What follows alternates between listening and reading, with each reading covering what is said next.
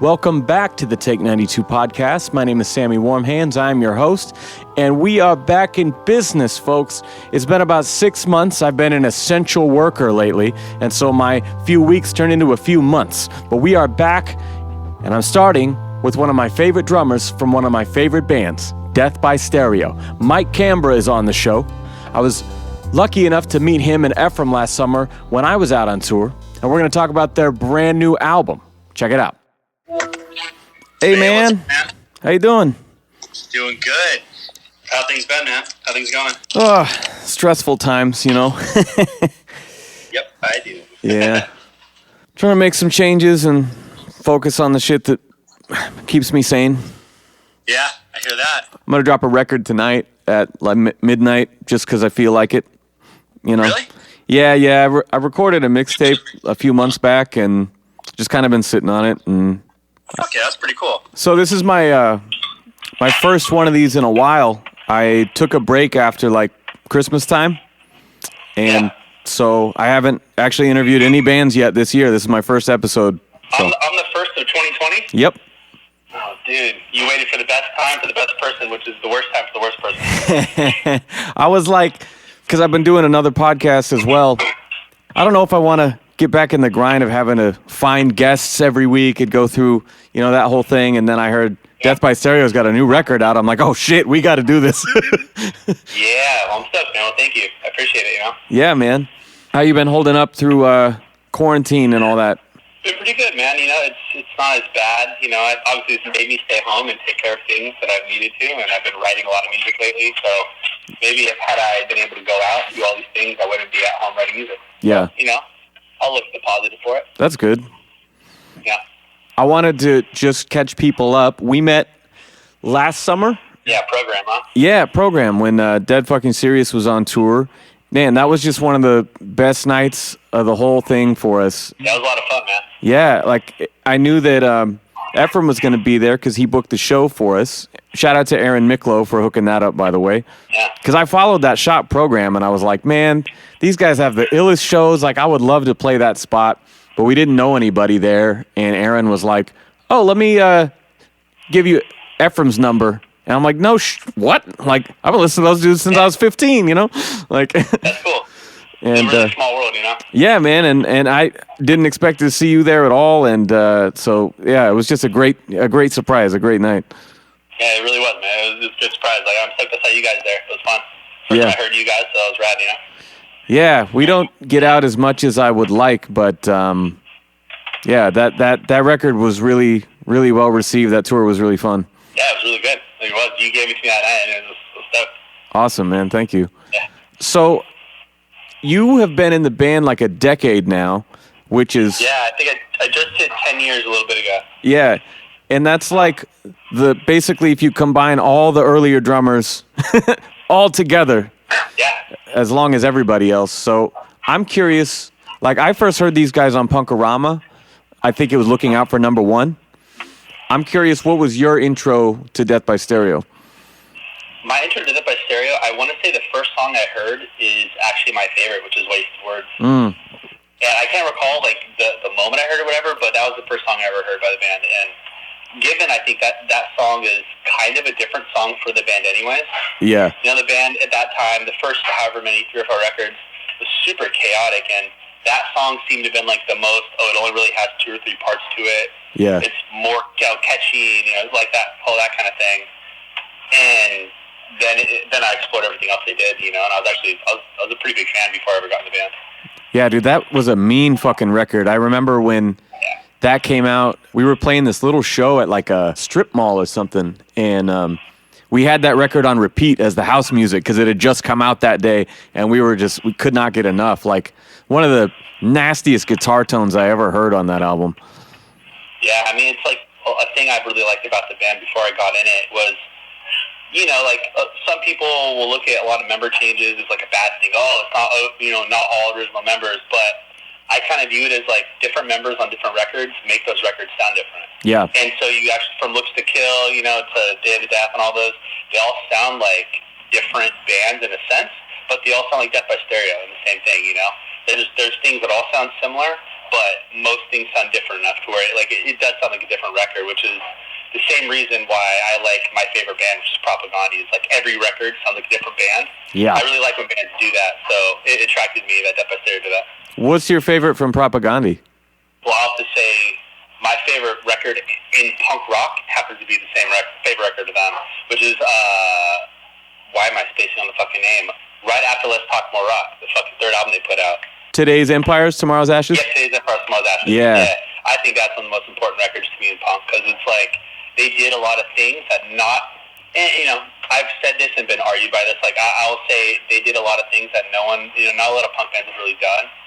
And then someone will pull up an obscure band from the 80s or early 90s, and it's like, well, okay, fine, I get it. Yeah. But they did it in a way that, I had never heard at that point. So That's true, because I think of you guys as one of the first times I ever heard like punk and metal being combined in that way. But I was late to Propaganda, and so I didn't really get them until Potemkin, and then went backwards. So that's interesting for me to think about, that like there's actually some lineage there too. Yeah. I mean, I don't know if any of the rest of the band members were really ever influenced by them for songwriting purposes, but yeah, I mean, even there, I first heard Propaganda on Let's Talk More Rock, because my brother, which is their second record, and my brother showed me that. Yeah. And from there, I kept wanting to look at more stuff, and so then obviously I checked out How to Clean Everything, which is like the album when it comes to like kind of 90s skate punk. Yeah. Which is funny because they're not a skate punk band at all. So it's kind of like, it's really funny that they're like, Harold is like an insanely rad band in that genre, but then on, later records down the line, a lot of those fans, I think, kind of dropped off, and they got a whole new batch of fans, Well, and my favorite of theirs, with most bands, my favorite is like the meanest, fastest, angriest shit. And so Definitely. Supporting cast to me is just like, so good. Oh my God. Because they took all the thrash shit and put it right up front in your face. And that's what I love about Death by Stereo too. I mean, I remember sitting in my bedroom in like 9th grade learning the guitar solo on like No Shirt, No Shoes, No Salvation. Like I had never heard a punk band try and do some shit like that, man. I don't know. Like I try really hard with DFS to not put my metal influences in the band. I try to match it with the intensity of it, Yeah, totally. I mean, that's, I think like the whole term, like metallic hardcore as well. Like, yeah. They all feed off each other a little bit. Inherently, there's some punk and metal, and there's some metal and punk, and this and that. My personal favorite is when you blur those lines a lot. And I know that typically will put a band in almost a state of genre limbo, I kind of think. Yeah. I feel like that's when bands get those really core cult fans, is when you kind of have that weirdness to them. But then again, the reverse is you're not getting those like more mainstream fans, I guess, which is always good to get, because whatever, you want a concert to be packed. Yeah. It's like a show when there's a lot of people going nuts. And I know it's harder to do when you kind of are in between genres a little bit, but it's still fun to write. It's like, it's worth it. But, I've been in bands before that kind of mix genres and are always the odd one on the bill. And it kind of means you can cover more ground, though. Because, I mean, you guys, I would see with, like, Sick of It All or Bane or something like that, and it would make perfect sense, even though you don't necessarily sound exactly like those bands. But then you could also go out with AFI, and, these bands have more, like, sing-along, anthemic choruses and shit like that, and work just as well with either crowd, I feel like. What's funny is, like, all those bands were kind of the same, AFI, Bane, although I think in the 90s, like, that was kind of under one roof at that point. One, because there wasn't as many bands that did the genres, and two, it kind of all had a similar vibe while still sounding differently. Yeah. We did the last Bane tour, or we did a few shows on the last Bane tour. Oh, really? And, like, dude, it was rad. I saw a lot of fans of Death by Stereo that I didn't know. Like, I had never seen the shows before. Yeah. Maybe they were older fans, and Bane brought them back out, But it was a really cool mix. It was cool to see a lot of Bane fans that maybe I wouldn't have seen in Death by Stereo show had then I've been playing.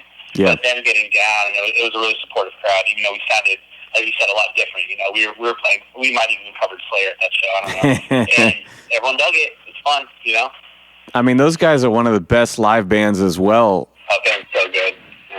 Yeah. It's the kind of band that I would like, at this age, I would rather watch on video than even be there, because I get my ass kicked. Like, I want to be up in the front row singing along and shit. And I was like, I couldn't hang with them now. Yeah, it gets rowdy, man. Those shows get rowdy. Especially, it's cool to see the resurgence of that kind of hardcore again. Yeah. The whole youth crew stuff is definitely like big again. It's a thing at least again. Yeah, man, it's really weird. Like when DFS started, it was like 06, and all the bands coming through would be like metalcore. And I don't mean like you guys, but I mean like super down-tuned, constant breakdowns, like, we want to see some people bleed out there, like just like a whole different vibe, right? And we're playing this super fast shit. Nobody liked it at all. We played for a few years and then took some years off, and we came back in like 2017 or something, and I was like, whoa, there's all these fucking bands that sound like us now. Like, not like sound like us, but I mean like that style is a thing again. It's everywhere. Yeah. I love the old school shit. I wanted to ask, what were you doing in terms of other bands prior to Death by Stereo? I kind of just grew up playing in, like most people, like high school bands, you know what I mean? Like, I had a few punk bands in high school that I played in with my friends. After high school, I ended up kind of moving around quite a bit. I kind of took a little break from the punk scene. I wanted to move away from California, so I moved to Tennessee for about a year. Then I moved to Northern California, specifically in Humboldt County in Arcata. And so I didn't play in any punk bands for quite a minute. And then when I was 23, I ended up moving back down to Southern California to try for like a local punk band called Cry Havoc. That was like playing some shows with Strung Out, this and that. Nice. I hadn't really done any touring that time, so I was like, oh, this is rad. This band's playing some cool shows. I had a few buddies that called me really late night that were a fan of that band. I didn't know who they were at the time. And they told me, they're like, all right, you're done being a hippie, dude. Come join a fucking punk band again. Like, come back down here, Yeah. And it made sense. So it was actually a good time to do that. So I did. Ended up getting in that band and just playing a bunch of local shows, this and that. So eventually I met JP at Death by Stereo. He was playing in a band called Skyline Collapse. So our bands used to play a lot together. And then, like, the band I was playing in wasn't really that active anymore, and neither was his band. And at that time, he had started playing with Death by Stereo already. And so he let me know on one of the tours they were doing. He's like, hey, I think we're going to need a drummer coming up. If something that you'd be stoked on, start learning some songs. Yeah. To make another long story short, me and him had started another band right before that called Common War, which we still have going right now. Yeah, I've seen that. Yeah, and so we had started jamming together at the studio that I had in LA with my other band, and Death by Stereo ended up needing a studio. Coincidentally, they had one in the same building as us, in downtown rehearsal in LA, but they needed to move. So I'm like, well, fuck it. You guys can, the band can move into my studio or our studio.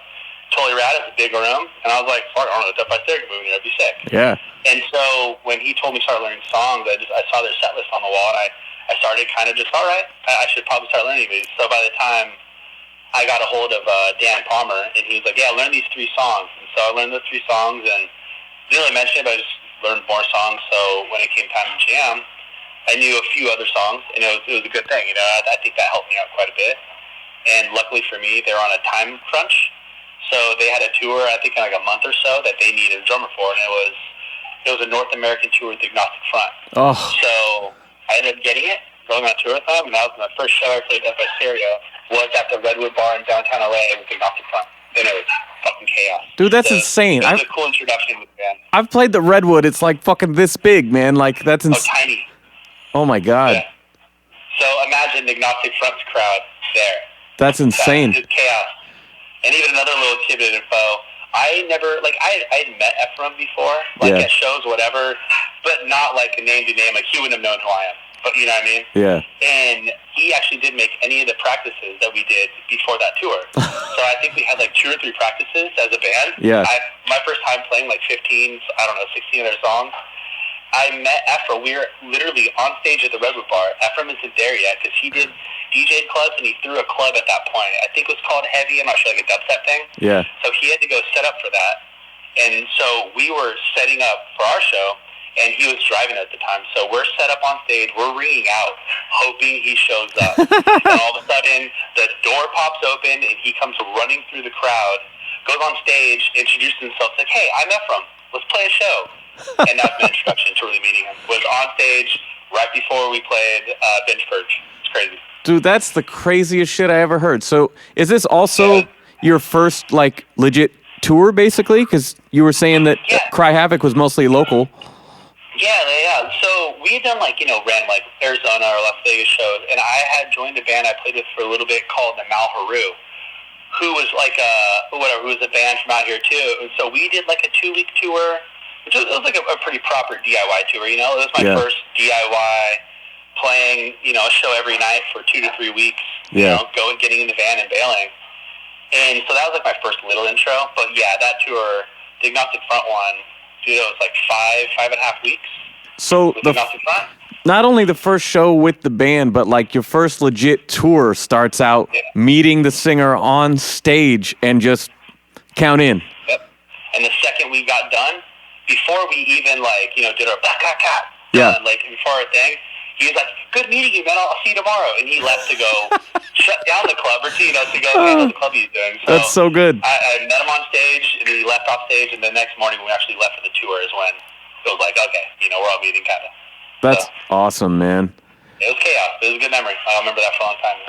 I was kind of taken aback when I met him because I've seen you guys on stage, and I've listened to these records for years, and like his intensity, he's got like 3 or 4 different screams and shit. I mean, he's nuts on stage. And so he's an animal. When I met you guys, and he's just like the most laid back, chill dude in the room, I was like, wait, like, I see your face, you're the same dude, but like, it was not what I was expecting at all. Yeah, his vibe is very positive, Anyone that meets that guy thinks that, it's everything's stoked and just want to have a good time, smiles all across the board. Yeah. It's a good vibe. I kind of love that, when you can play like some super intense shit on stage and then smile and be hugging people in the crowd afterward, and like, I got this out. Now I'm good. I mean, I think that's what it is, though. That's exactly what you just said. Now I got it out. Like, I think it's such a good release for that kind of stuff. Whether it be a person going to a show or you're actually in the band playing the show, the intensity that you can release during a concert like that is just you release so much aggression. Yeah. And I think it'd be really hard to not feel a relief after that. Yeah. Like, I've never been really a violent, angry person. I've always been pretty happy. I've smoked weed most of my life and shit. So I've never really had a lot of that. But I also think that maybe playing in bands and being into hardcore from an early age maybe was the reason. Yeah. You get to release, your anger and all this shit through listening to this music and just vibing out. You could be in your room listening to it, but you're still kind of like releasing some vibes by listening to that kind of stuff. Oh yeah. I mean, I'm kind of a high-strung person. I mean, I got a temper a bit, and so that lends me to punk rock. I got a tour mate that told me once, they're like, if someone meets you before the set, they're meeting an entirely different person than the person they would meet after the set. I'm like, yeah, that's probably true, actually. Yeah. That's okay. They're getting a 2-for-1 though, man. Yeah. So before we get too deep into Death by Stereo, you also have played not with just Common War, but you're in Adolescents. Yeah. How did that come to be? Well, I've been playing for about, I think 6 or 7 years, I guess, at this point, give or take. Yeah. And actually, Ephraim is kind of the reason why I got that gig. So, Ephraim's in Manic Hispanic. Yeah. And before Steve Soto passed away, he was obviously started Manic Hispanic, and so they were in the same band together. And Steve, if I remember correctly, Ephraim might correct me on some of this, but Steve, I think something about telling him they needed a drummer for one show because their drummer was out on tour with another band. And it was a show in Palm Springs. It was kind of last minute. And Ephraim's like, dude, our drummer Mike would probably love to do it. Like, I'll hit him up. And so, make long story short, I got in contact with Steve and was like, yeah, I'd love to do this. Are you kidding me? Fucking play a show for the Adolescents in like 2 or 3 weeks. And it was awesome. Kind of the same thing at Death by Stereo. We had 2 practices to learn. I think it was like 20 songs that night. It was fucking bizarre. Damn. And our singer Tony, he didn't come to a practice. It's the same shit. It was a little hard, to be honest, man, to learn Adolescent songs. It's almost a little harder than Death by Stereo, especially without lyrics, because Death by Stereo's parts are very different from each other a lot of times. Like, every song sounds pretty drastically different, you know? And same drum-wise, they're all pretty fucking different. Yeah. So Adolescents, you know, it's more classic punk rock. So you have some parts that don't make sense because at the time they're being written by like 16, 18-year-old kids. Yeah. And so me trying to put, you know, I had to count all the time because one part will go like 10 times. Whereas in Death by Stereo, like, we can't do a part more than 3 times. Yeah. It's like, you know, the band's a little more ADD on that, or OCD on that, whatever, ADD. So it kind of took me a minute to really learn 20 songs and be able to tell them apart without a singer. So by the time I played the show, it was a really good show. It was really fun. I think I only really fucked up one thing pretty bad where we, like, 5 seconds into the song, we had to, like, start the song over because of it. Yeah. So, whatever, it happened really quick, so no one really cared, you know? And that was cool. That was that. It ended up going good. And then a few weeks later, Steve Soto called me back up, and he was like, hey, I don't know what your plans are this summer, but would you want to do a tour? I'm like, well, yeah, I think so. Like, what's up? Yeah, and so he's like, all right, we lost our drummer. In a few weeks, we're going to the East Coast for 2 weeks. And then a few weeks after that, we're going to Europe for 5 weeks. Can you do it? Damn. Yeah, dude, I just gotten a new job, like a bartending job. And so I probably worked 2 days at that job already. I hit the owner of the bar up, and I'm like, hey, man, I got an opportunity I have to say yes to.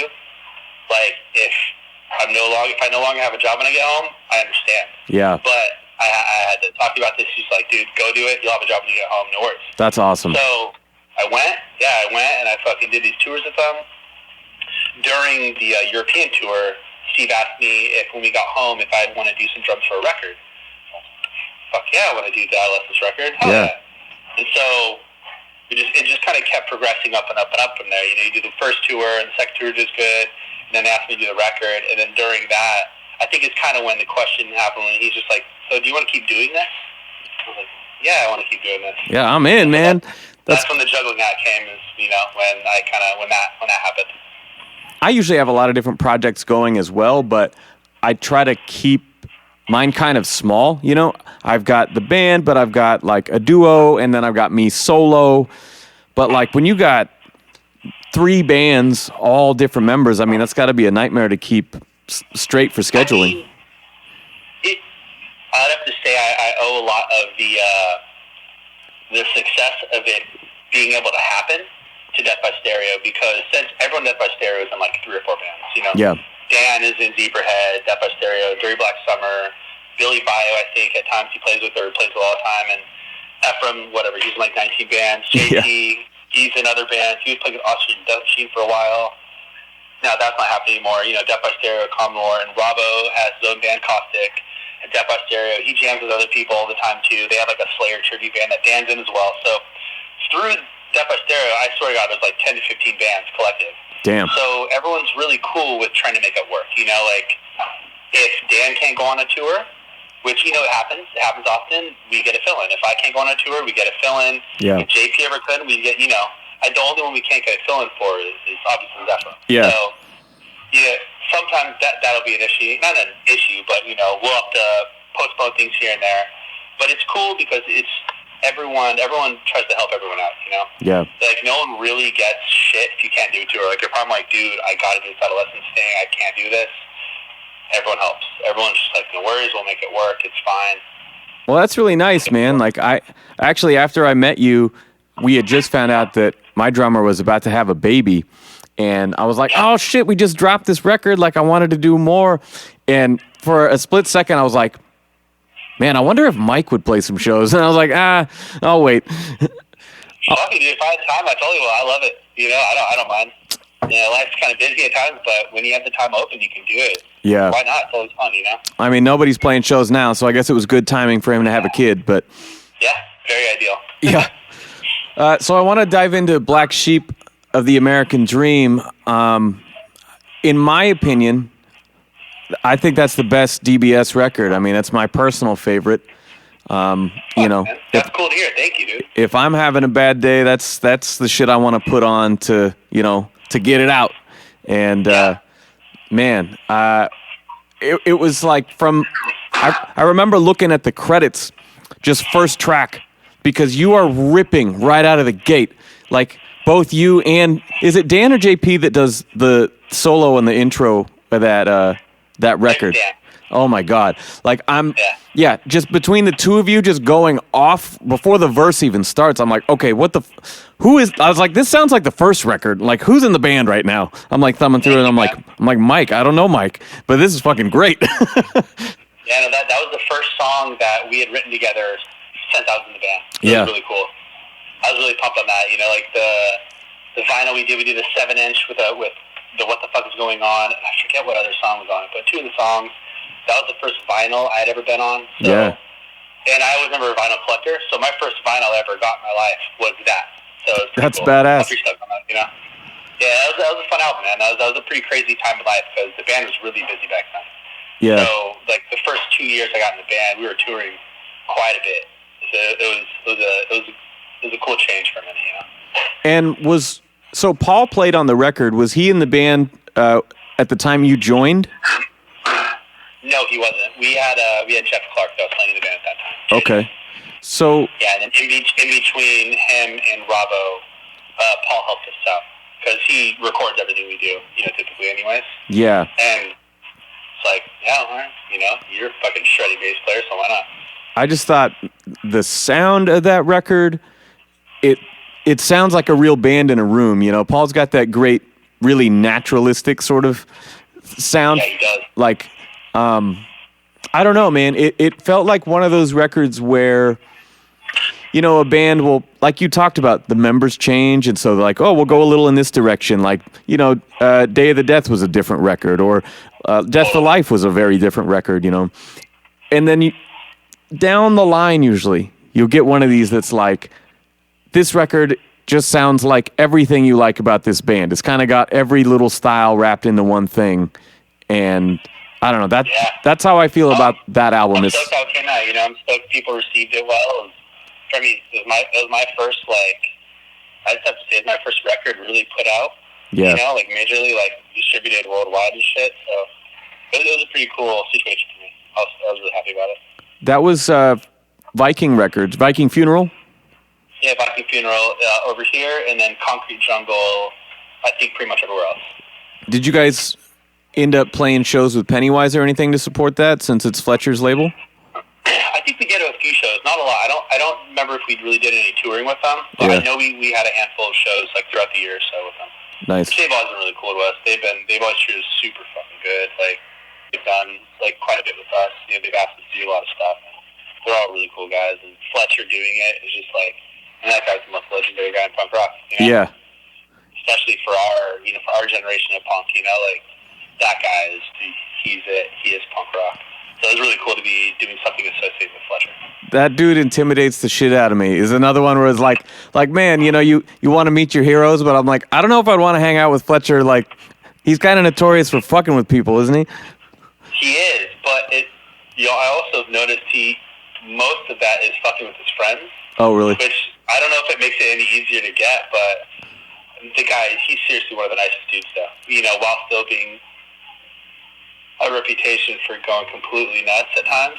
He's such a fucking nice guy, such a cool guy, and down to earth. Nice. You really get that, like, it seems like he still acts, not acts, but like, yeah, it seems like he still acts like a dude who isn't in a band that is one of the most popular punk bands in the world. Yeah. He still acts like just a normal guy, you know? No ego. He just likes to party. You know, the crazy stuff he's done in Pennywise is probably the same shit he's done his whole life. Yeah. It doesn't seem like he's really changed, you know? He's the same rad dude. That's great. Now, I missed one record, and that was Just Like You Leave Us, We've Left You for Dead. The EP. Yeah. I've just never seen in person that album at any record store I've been, or I never come across it. So when you hit me up and you're like, yeah, I'm going to be about 20 or 30 minutes, I was like, you know what? I'm going to look up this EP and listen to it real quick. And, man, you got some bangers on that record, too. Thank you, man. It's a different sound than the Paul Miner thing. Who did you work with on that? Oh, Paul's done everything. I've been the band. It's done Paul. Actually, to be honest, everything I've recorded since I've been in Death by Stereo is pretty much with Paul. He did that EP? Yeah. Weird. The drums sound considerably different on that one. Yeah, the tones are way different. I think the first one, Paul was going for a little more of a raw kind of sound. Yeah. And on the EP, kind of cleaned up a little bit too. So yeah. Yeah, I noticed right away in that snare it had like a tighter, poppier sound, and then just those huge, wide-panned vocals on the choruses and stuff, and I was like, whoa, did they get a different producer again? Yeah, no, just went for a different sound this time, That's cool. It's fun, can't complain about it. Yeah. We just recently did one with him that we're going to be releasing, I forget the date. I think I'm forgetting the date on the album we're going to release really soon. Hang on. It's August 7th? August 7th. I have it here. Okay. All right, good. There you go. And we're really stoked on that. The sound of it's a little cleaner, kind of like the EP. Yeah. And I'm pretty stoked with the song. I think some of these songs are my favorite songs that have been written since I joined the band. Really? Yeah. Ephraim said it was really fun to drum to. I read a quote from Ephraim that it's pretty fucking pissed off. Is that fair to say? Yeah, there's a lot of really pissed off shit in it. I think it's considerably more aggressive than the last album.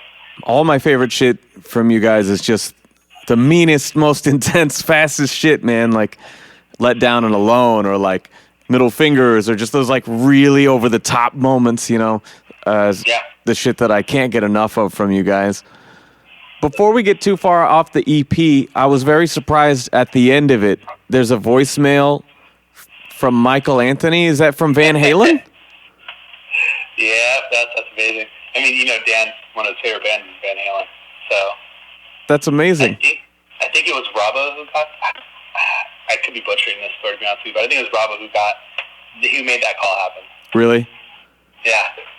That's so great, man. I had tickets to see him with Sammy Hagar in September coming up, but they obviously had to cancel the tour. Yeah. Yeah. That'd be cool, though. I got to see them as Van Halen in like 2004 when they did a reunion tour, and like, man. With Hagar? Yeah, it was Hagar, and cool. Michael Anthony was still in the band at that point, and man, just what a phenomenal voice that dude is, man. Like you think of Van Halen as like whoever's the front man at the time, but like it's his backup vocals, his harmonies that make that sound, Oh, and his era in the band too. The songs they wrote were really, really good. Yeah. I don't think they're personally. I don't think they're as party as the Daily Ross stuff, but yeah. Like when you look at it from purely like songwriting stance, dude, those songs are amazing. Yeah. They wrote with Hagar. Dan Palmer could have a conversation like 20 hours with you about all that, but he's a bit of a fun guy on that. But yeah. So you guys, back to the new record. This is why I wanted to have you on. The shit I'm really excited about. How many songs we got this time around? I think there's 10 on this, and then we have a batch of songs that we're going to be releasing like after considerably. We had a bunch of overflow songs that we're going to rework and kind of put that out as well. And through this whole COVID thing, we've even individually wrote a lot more songs. So oh wow, we'll have a lot of music coming out, for a while. That's great, man. Totally. We've been waiting. Like it's been a long time. Yeah, it's taken us a while, man. Like everyone in the different bands and stuff. We can't get to things as quickly as we'd like. Yeah. But we got a good bunch now, and we have some more stuff to work on for the future too. So we're pretty pumped on it. So you guys just did the 20th anniversary reissue of If Looks Could Kill. Yeah. With Indecision, and now the new record's back with Indecision. Yeah, that's kind of what we, when we talked to Dave, because Dave's still a good friend of everyone, especially like Dan Ephraim from back in the old day, and like it seemed like a pretty cool idea to go with, going back to the original label that put out the first record. So really cool. Dave's awesome. Indecision, they're the shit. So it's pretty rad to do it. Pretty rad to be putting out another record at the time. That's great, man. I hadn't heard that name in a long time, and then this band came through called Skullcrack, and I was blown away by those guys. They played out here at this spot. They're one of my favorite local bands right now. Yeah, man. They played at this spot out here called Old Nick's, and they blew me away. And then I was like, oh, you guys are on Indecision? No shit. And then I think it was right after that you guys did the reissue. And I was like, Dan, I feel like I'm in high school. I haven't heard this name in a long time, but they still got a good eye for talent, I guess, because those guys fucking rule. What's funny, too, is Eddie has actually filled in on some shows for us, too. Oh, really? Guitar player. Eddie's such a bad motherfucker when he plays guitar, man. That guy's so good. So it's it's kind of hard finding someone who could fill Dan's shoes, or at least even step in. And we've been lucky with having some guitar players who stepped up to play, did really good. And Eddie, he's that guy too. I think we had like one practice with him, maybe two. Yeah. And kind of told him what we've told other guitar players in the past. Hey, if there's a part you forget, just start soloing. Yeah, just shred. Just start shredding. And Eddie shreds. So if that ever happened, you can't even tell. It was amazing. It was really fun, I remember I met Dan one time. It was like a show at the Roseland in Portland. Okay. They played with one guitarist, and I was like, "Yo, like, I was like, you killed it tonight." But like, what happened? He's like, "Oh yeah, Tito left the band. Like, there wasn't any time to get somebody, so like, we just fucking went with it." That was pretty cool just to see him front and center. Because I mean, Death by Stereo's got a lot of great like back and forth trade off, like Maiden shit or like dueling guitar parts. Fucking in high school, my first hardcore band, we used to cover Emo Holocaust. They had the fucking like. I love playing that song, man. Oh, God! But it was cool just to see him killing it by himself. It really just shows how much he's bringing to the table. Oh, he brings a lot, man. It is known by most people, but even if someone doesn't realize it, like, that guy does a lot of guitar playing. Yeah. And like just the easybility of it too. Like it's really, I think one of the vibes playing with Death by Stereo. It's, hey man, if you think of something cool, you can improvise something really fun that would sound good. Just nail it. Yeah. Just don't fuck up. You know what I mean? And if you do, just come back in. And like playing with Dan's kind of taught me a lot about that. You know what I mean? Just having fun with your music. Like, yeah, you could sit there and focus every grain of energy on nailing every hit note for note. And it'll sound really good. But at the end of the day, I mean, dude, it's a punk rock, it's a hardcore band. Yeah. You can make some mistakes here and there, and you can have fun. And usually having fun on stage is going to result in you having some mistakes. Well, and it's interesting, like in terms of drummers, I often look for people who play to the song and they've got a really good feel, and yet you guys are constantly shifting gears and like this guy's shredding, then that guy's shredding, then you're shredding. It somehow just fucking works perfectly. Like you guys aren't doing like techie prog shit necessarily. It's still a punk song, but I don't know, man. Somehow it works. Like how much do you guys put into your arrangements when you're banging these songs out of like, it could easily be too much and not work. I think we approach it. Every song's different, like some songs we'll get in the studio and like, dude, we've knocked out songs in 20 minutes. Like, damn. Just like Dan or JP or someone has a few parts that link up and it works cool. All right, what's going to go after that? Oh, we'll go back to this. Oh, how about this after that? And some songs will materialize insanely fast. And other ones, we'll sit and stew on and be like, oh, that part doesn't work. And, it's funny to realize sometimes the songs that just kind of come together are some of the best songs. So they just flow, And whatever that kind of sounds like at the end of the day, as long as it sounds good, as long as it's cool, fucking fuck it. Yeah. So before we wrap, I have to shout out, they might have been my last guest, one of my most recent guests, Tsunami Bomb.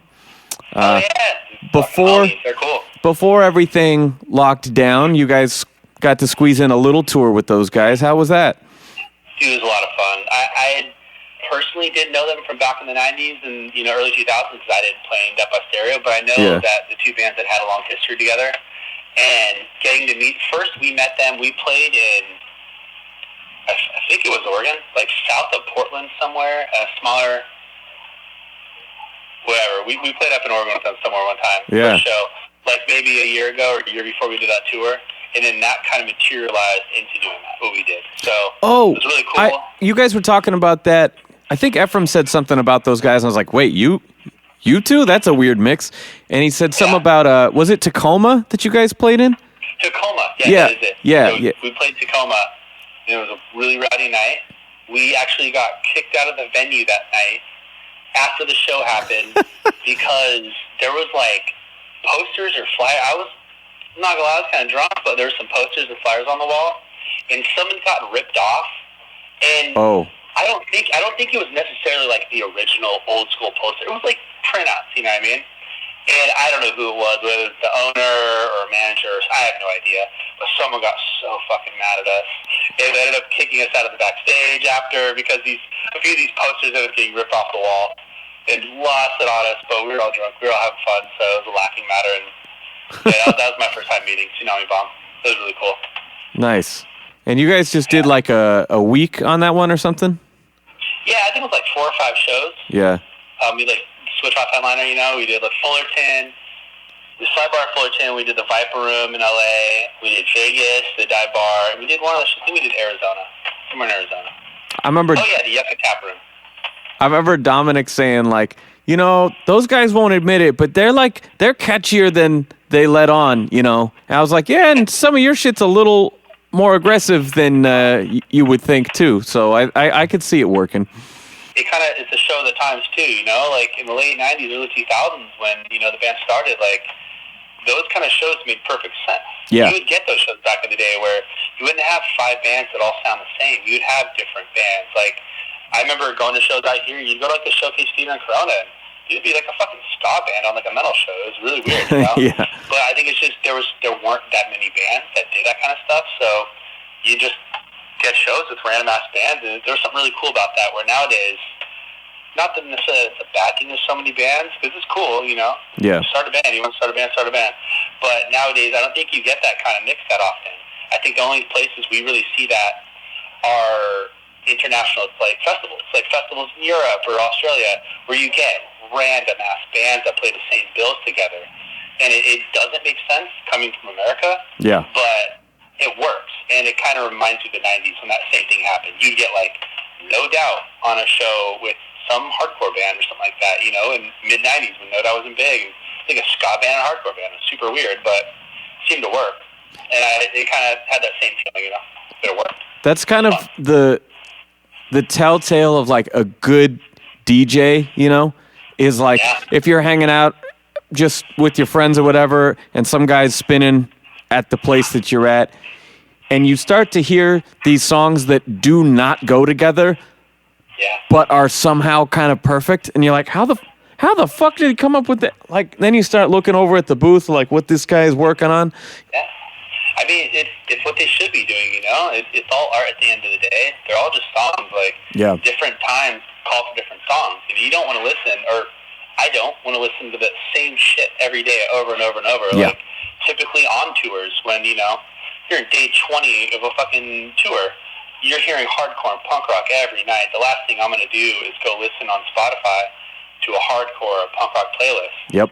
It's just, you're getting enough of it already. I need a little bit something different, I don't want to eat the same food every day. Yeah. So why would I want to listen to the same music every single day? Yeah, dude. You gotta like multiple things. Most of the touring I do is through my rap stuff, and it's like when you're listening to 4 acts of that every night, I'll piss off my other rapper tour mates or whatever, because all I want to play in the van then is punk rock or something, or like, oh God, let me put on some Metallica. I gotta breathe from this same tempo.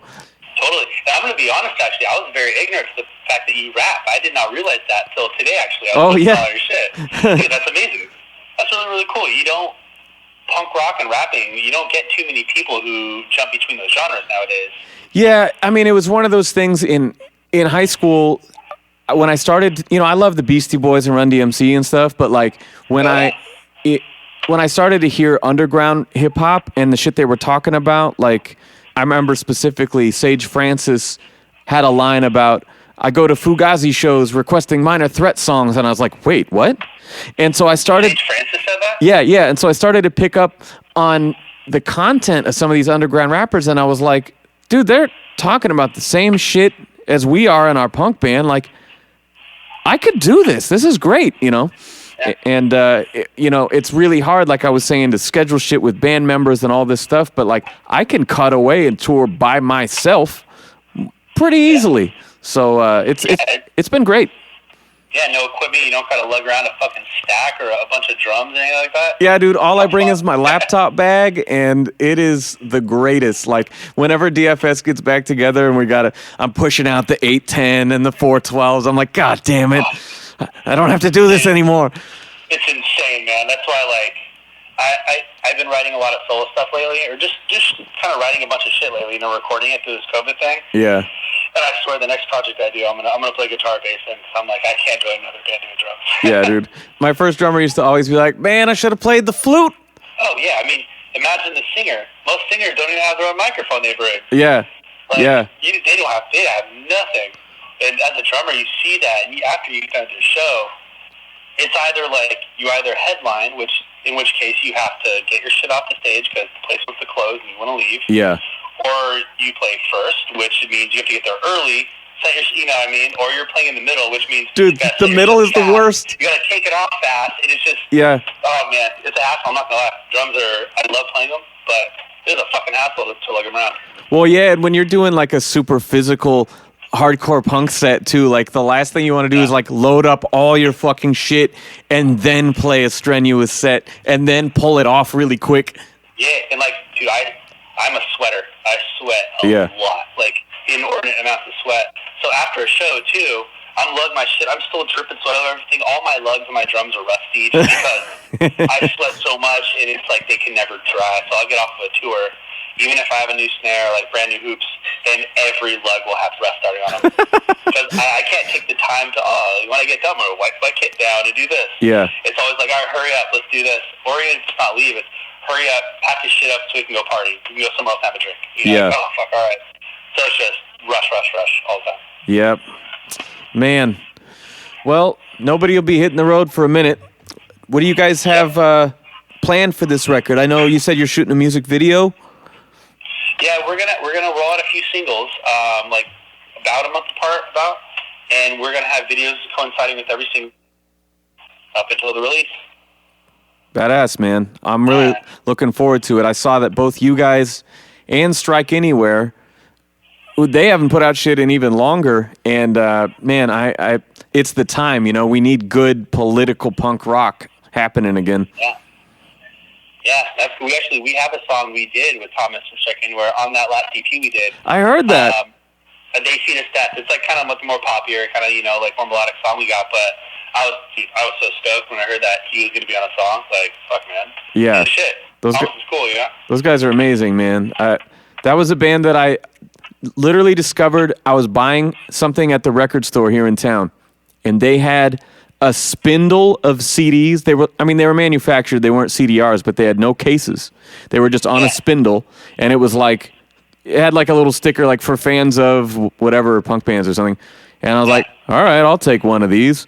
And it put it on, and it changes the sound. I'm like, holy fuck. Oh yeah, dude, they have a knack for writing some of the catchiest punk rock. Yeah. That it's rewarding to listen to. You know, you listen to those things, and every part they go to, you're like, of course you went to that part. That makes perfect sense.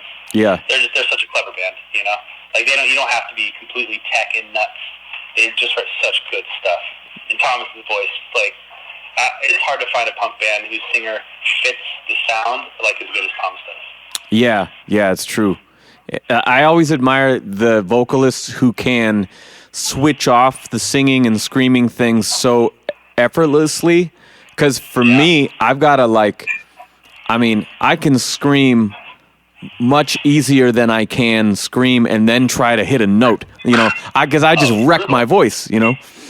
Yeah, no, it's brutal. It's two completely different, you know, it comes from different areas in your body when you're screaming and when you're actually trying to sing. And that's one of the things I love about you guys, too, is like, you'll have some big fucking anthem and then just the gnarliest breakdown ever. Thank you, man. Yeah, and I love the way Efren can do that, too. You know, I think his voice is a very original voice. So when you hear him scream, you don't expect the voice that you get when he starts to sing, you know? Yeah.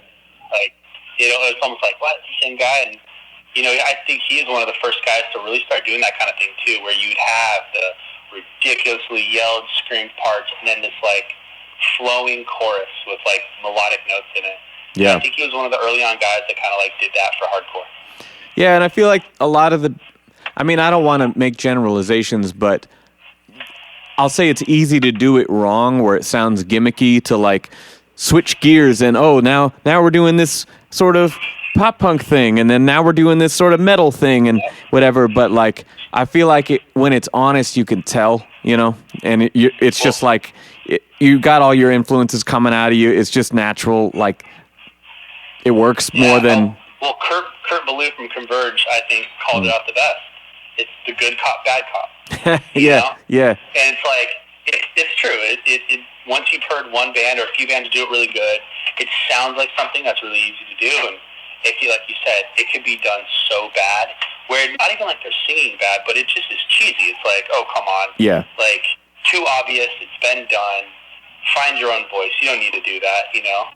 Well, and with aggressive music, too, I feel a certain way about screaming when it's like you can hear when there's passion and heart in it.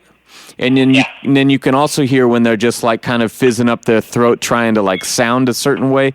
Like I really like metal music, but I don't listen to a ton of metal bands just because I feel like it doesn't have the same like heart that hardcore has, you know, in the vocals. No, I know.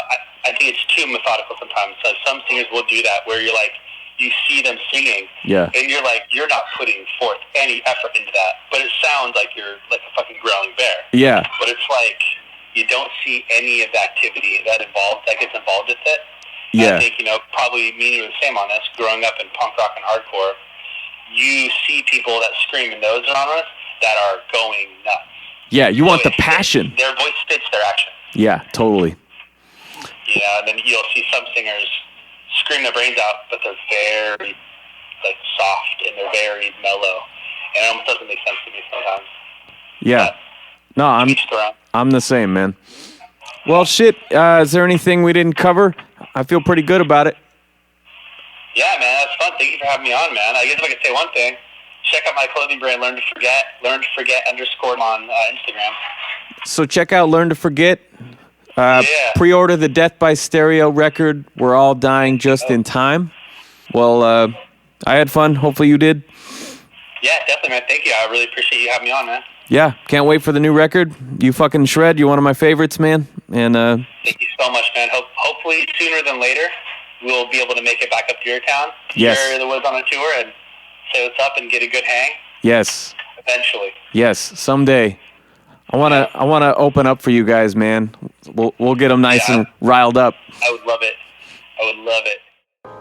All right, that was shameless on my part, but goddamn, what a great guy, great band. All right, you can check out We're All Dying Just in Time, August 7th. Pre-order that shit like I did from Indecision Records, and we're gonna check out a brand new song. I'm about to hear it for the first time myself. It's called Free Gun with Purchase. Again, this is produced by the mighty Paul Miner. From We're All Dying Just in Time, this is Death by Stereo.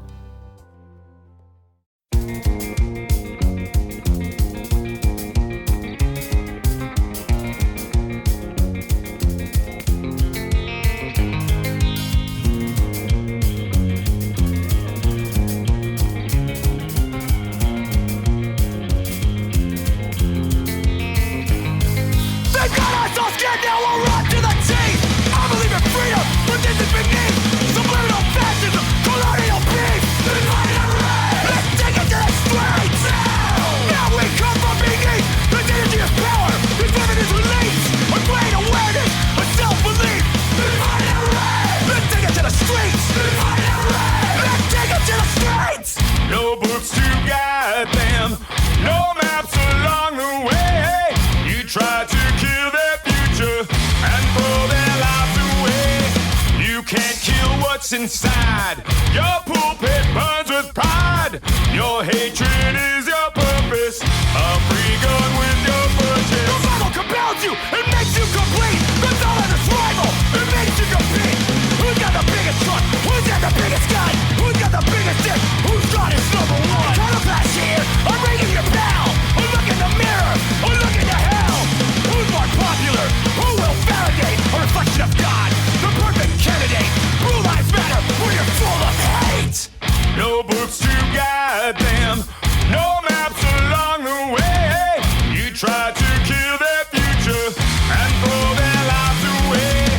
You can't kill what's inside. Your pulpit burns with pride. Your hatred is your purpose. A free gun with your purchase.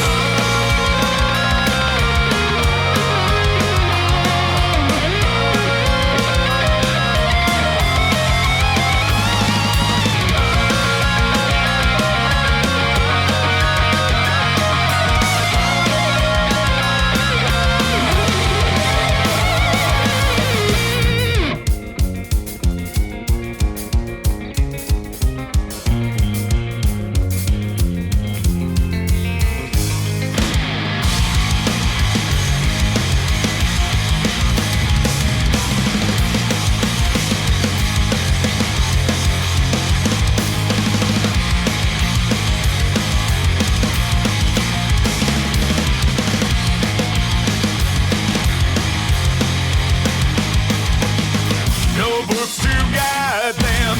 No maps